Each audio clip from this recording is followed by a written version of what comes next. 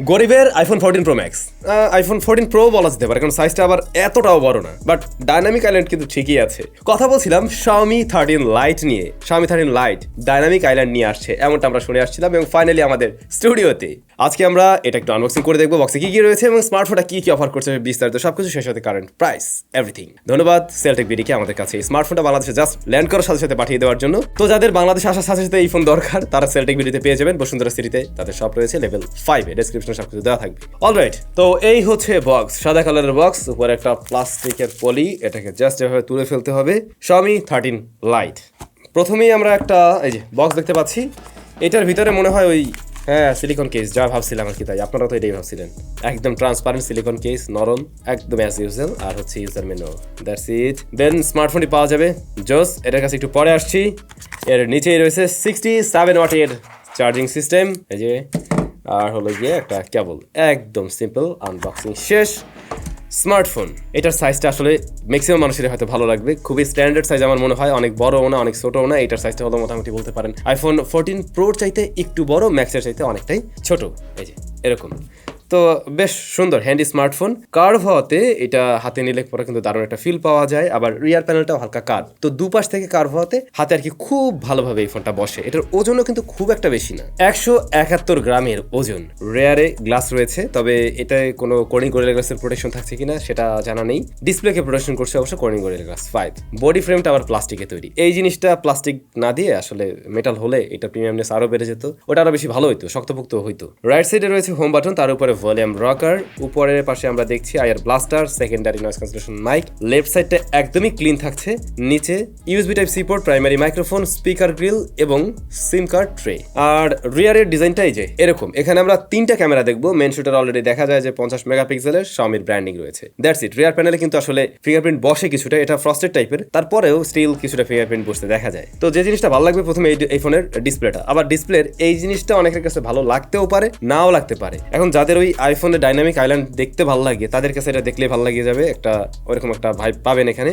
তবে ভালো বিষয়, এখানে 2টা ক্যামেরা আছে, মানে এত বড় একটা জায়গা দিয়েছে, একটা ক্যামেরা দিয়ে না, এখানে 2টা ক্যামেরা আছে। একটা মূলত ডেপথ সেন্স করার জন্য, একটা মেইন শুটার আর কি। তো ডিসপ্লেটার সাইজ 6.55 ইঞ্চ, এটা কিন্তু ফুল এইচডি প্লাস রেজুলেশনের AMOLED panel, 120 hertz high refresh rate রয়েছে, এবং এটা নাকি 68 বিট কালারস সাপোর্ট করে। কেমনে কি কে জানে, ফুল রিভিউতে এই বিষয়গুলো নিয়ে অবশ্যই আলোচনা হবে। আর থাকছে HDR10 প্লাসের সাপোর্ট, 1000 নিট পিক ব্রাইটনেস, এবং পিপিআই ডেন্সিটি হলো 402। তো মোটামুটি ডিসপ্লেটা যা অফার করছে দুর্দান্ত। এখানে রেজুলেশনের ক্ষেত্রে আপনি বলতে পারেন 2K রেজুলেশন হলে আরো জোস হইতো, তখন আবার একদম ফ্ল্যাগশিপ লেভেলের মতো দামও হইতো। ওটা নিয়ে আসলে মন খারাপ করার কোনো কারণই নেই, কারণ এইটা ডিসপ্লেটা অনেক বড় না যে আপনার রেজুলেশন একটুও কম মনে হতে পারে, ফুল এইচডি প্লাসই ঠিক আছে। তো এই স্মার্টফোনটা জাস্ট হাতে আসার সাথে সাথে তো আমরা ভিডিওটা দিচ্ছি, আমরা ছবি তোলার জন্য একবার ছাদে গিয়েছিলাম, তো সেখানে একদম ডিরেক্ট সানলাইটে ব্যবহার করতে গিয়ে মনে হলো না এটা দেখা যায়। আশা করছি ডিসপ্লেটার মানে ব্রাইটনেস জনিত কোনো প্রবলেম ফেস করতে হবে না। টাচ রেসপন্সও যথেষ্ট ভালো পেয়েছি, আর হাই রিফ্রেশ রেটের বিষয়টা আমরা চেক করে দেখছিলাম, এটা একদমই ঠিকঠাকভাবে পুশ করতে পারছে। ডিসপ্লেটা কার্ভ হওয়াতে ওভারঅল দেখে একটা প্রিমিয়াম স্মার্টফোনের মতোই ফিল পাওয়া যাবে। সো এই তো আপাতত এতটুকুই থাকুক, ফুল রিভিউ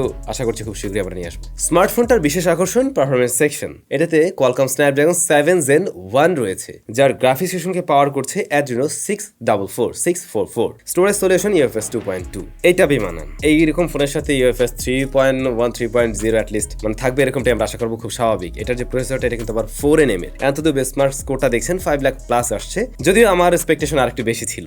রান করছে MIUI 14 বেসড অন Android 12, এই জায়গাটাও একটু পিছিয়ে আছে। হ্যাঁ, Android 13 আপডেট পাওয়া যাবে এই ফোনে, বাট Android 12 মানে আউট অফ দ্য বক্স এরকম দেখলে একটু কমই তো মনে হয়, তাই না? এইটা 2টা ভ্যারিয়েন্টই পাওয়া যায়, 8/128GB, 8/256GB। তো এই প্রসেসর ব্যবহারের অভিজ্ঞতা আমাদের ওইভাবে নেই, আমরা জাস্ট তো ফোনটা হাতে পেয়েছি। হ্যাঁ, টুকটাক ব্যবহার করতে গিয়ে মনে হয়েছে একদমই ঠিকঠাক আছে, as usual high mid range বাজেটের স্মার্টফোন যেমন রেজাল্ট দেয় সেরকমটাই মনে হয়েছে। তবে আমরা যখন একটু গেমিং করা ট্রাই করলাম, আমরা এখানে পাবজি রান করছিলাম, পাবজিটা রান করে যা মনে হলো মোটামুটি মাঝে মধ্যে একটু ল্যাগ দিচ্ছিল। এই স্মার্টফোনের সাথে আসলে এরকম হওয়ার কথাই না, কারণ এই প্রসেসর সম্বন্ধে আমরা যতটুকু জানি এটা খুব ভালো একটা প্রসেসর। তারপরে দেখা যাক, আমরা আরো কয়েকদিন ব্যবহার করলে নিশ্চিত হতে পারবো আসলে শুধুমাত্র পাবজির সাথে এই সমস্যাটা করছে নাকি অন্য কোনো গেমের সাথে এই ধরনের সমস্যা দিচ্ছে। দেখা যাক, ফুল রিভিউতে ডিটেলে জানানো যাবে। ভালো বিষয় ছিল যতটুকু আমরা গেমিং করি ফোনটা গরম হয় না আর কি। তবে হ্যাঁ, গরম হয়েছিল যখন কিনা ছবি তোলা হচ্ছিল। এই ফোনটা দিয়ে আমরা টানা যখন বেশ কিছুক্ষণ ছবি তুলছিলাম, যদিও একদম ছাদে গিয়ে তোলা হচ্ছিল যেহেতু ওখানে রোদও অনেক, তো এই পোর্শনটা মোটামুটি হিট জেনারেট করছিল।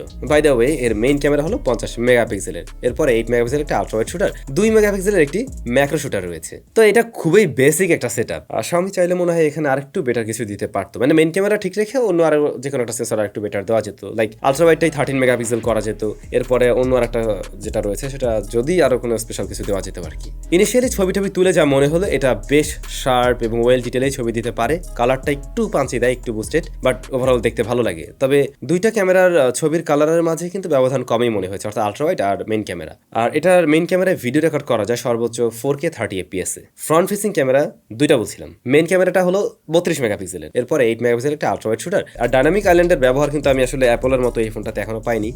হয়তো এটা ব্যবহারের কোনো একটা সুযোগ থাকবে, যেটা আমরা যেমনটা দেখি অ্যাপলের ক্ষেত্রে এখানে নোটিফিকেশন বা মিউজিক প্লেয়ার কন্ট্রোলের যে বিষয়গুলো, সেরকম কিন্তু এখন আমি এই ফোনটাতে কিছু পাইনি। তারপরও অবশ্যই আমরা এটা ব্যবহার করব, যেহেতু তখন জানা যাবে ভিতরে আর কি কি সুযোগ সুবিধা রয়েছে এই সুন্দর আইল্যান্ডের। ও হ্যাঁ, একটা ব্যাপার নোটিসেবল ছিল, আমরা যখন ছবি তুলতে যাচ্ছিলাম দেখলাম যে এটা শাটার স্পিড মানে খুবই ফাস্ট কাজ করে, মানে প্রসেসিং এ অনেক টাইম নেয় এমন না, জাস্ট ক্লিক করলে সাথে সাথে। তো দেখা গেছে ইনস্ট্যান্ট যদি কোনো কিছু ছবি তোলার প্রয়োজন পড়ে সেটা স্মার্টফোনতে বেশ দারুণভাবে করা যাবে বলে আশা করা যায়। ব্যাটারি, স্মার্টফোনটির মাঝে 4500 mAh এর ব্যাটারি রয়েছে এবং বক্সে আপনি পেয়ে যাবেন 67 ওয়াটের চার্জার। তো ওইটা দিয়ে নাকি এটাকে ফুল চার্জ করতে 0 to 100% করতে সময় লাগে 40 মিনিটের মতো, এটা কোম্পানি ক্লেম করছে, তাদের অ্যাডভার্টাইজমেন্ট এমনটা বলছে। আমাদের টেস্টিং রেজাল্ট কি বলে সেটার জন্য তো ওয়েট করতে হবে নিশ্চয়ই। স্পিকার স্টেরিও, এটার সাউন্ড আবার ভালো লাগছে, এটা ভালো। আর এটাতে ইন ডিসপ্লে ফিঙ্গারপ্রিন্ট স্ক্যানার রয়েছে, এইটা আবার একদম দুর্দান্ত লেভেলের ফাস্ট, যেমনটা আপনারা দেখছেন একদম ফাস্ট অ্যান্ড অ্যাকুরেট। সো এই ছিল স্মার্টফোনের মোটামুটি একটা ইনিশিয়াল ইমপ্রেশন। আমার কাছে এই ফোনটা আসলে সত্যি বলতে যে সমস্ত জায়গাগুলো ভালো লাগছে, এটা দেখে ভালো লাগার মতো একটা স্মার্টফোন, সুন্দর, সাইজটা খুবই হ্যান্ডি। আমার কাছে এই সাইজটাই মনে হয় সবসময় অফিসিয়াল একটা সাইজ, আবার চিন বেজেল সেটাও ন্যারো, ডিসপ্লেটা কার্ভ হতেও সুন্দর লাগে, এই বিষয়গুলো ভালো লাগছে।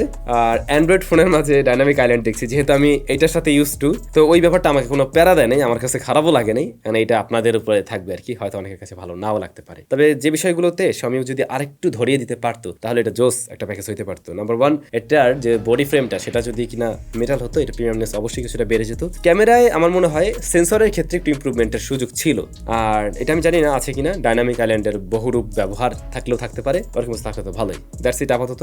এইটার দাম আসলে এই মুহূর্তে অনেকটাই বেশি, দাম ডে বাই ডে কমবে, তো যারা কেনার চিন্তা ভাবনা করছেন একটু ওয়েট করবেন। সেলটেক ভিডিওতে আপনারা যোগাযোগ রাখতে পারেন, জিজ্ঞেস করবেন প্রতিদিন ভাই দাম কি কমছে। তো যখন মনে হবে এটা মোটামুটি একটা কম দামের মধ্যে আসছে, তখন একটা বেটার প্যাকেজে যাইতে পারবে আশা করছি। আর ফুল রিভিউর জন্য ওয়েট করাটা আরো বুদ্ধিমানের কাজ, তখন আপনি নিজেই বুঝতে পারবেন আসলে এটার কি অবস্থা। সবাই ভালো থাকুন, সুস্থ থাকুন, দেখা হচ্ছে নতুন ভিডিওতে। টাটা।